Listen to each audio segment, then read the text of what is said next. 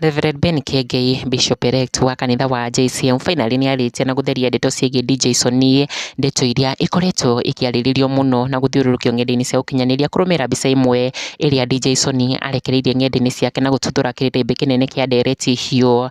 Na Pastor Ben Kiengei rĩu nĩ umĩrĩtie akĩaria na gũtarĩria gĩtũmi kĩa DJ ũyũ kĩrĩa gĩtũmĩte arute wĩra wa content creation na gũtiganĩria wĩra wa ku DJ ũrĩa oĩkaine naguo, oroho na gũtiga wĩra kwa JCM Kiengei Live Media. Na ndeto ici iria cioete mwerekero ũngĩ cianjĩrĩirie thutha wa Critic Master ũĩkaine ta MC Zaku gũchambua, gũcriticize na kũmenithĩrĩria wĩra wa DJ Sony ũrĩa akoretwo akĩruta wa gũthondeka content cia nenda. Ndeto iria cikunũkĩte thutha wa DJ Sony gwĩkĩra mbica ĩno yake mũtambo-inĩ wake wa Facebook ena matoro aumĩte wĩra, agĩkinyĩrĩria na kuga ipo siku, mũthenya ũmwe no ũgakinya akĩonania kwĩhe hinya na mwĩhoko wĩra-inĩ wake. Mbica ĩrĩa ĩtambĩtio ng'enda-inĩ cia ũkinyanĩria na njĩra nene, mafans na Kenya makĩũmĩria gũkĩrĩra DJ Sony nĩ gũtiga wĩra wa ku DJ kwa andũ megatũ, oroho na ma events manene na kuonekana ahunyũkĩte mũno agĩetha content. Na MC Zaku augĩte it's a big disappointment kuona DJ Sony agĩtiganĩria wĩra very smart industry-inĩ ya ku DJ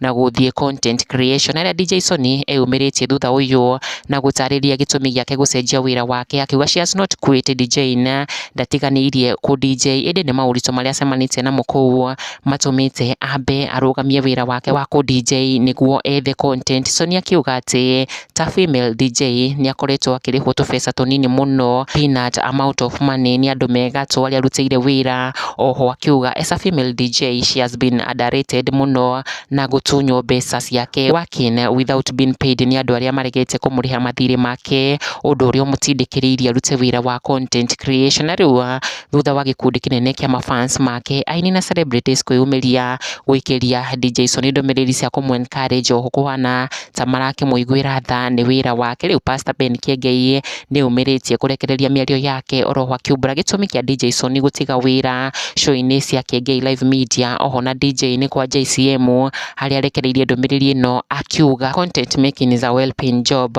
everyone including us pastors are content makers through our sermons, stop making people look desperate. Sony is making enough in her life, it was her choice to leave Kiengei Live Media where she was working and also JCM TV content making pays. Ndiũĩ we wĩna mawoni marĩkũ megiĩ ndeto ici cia DJ Sony?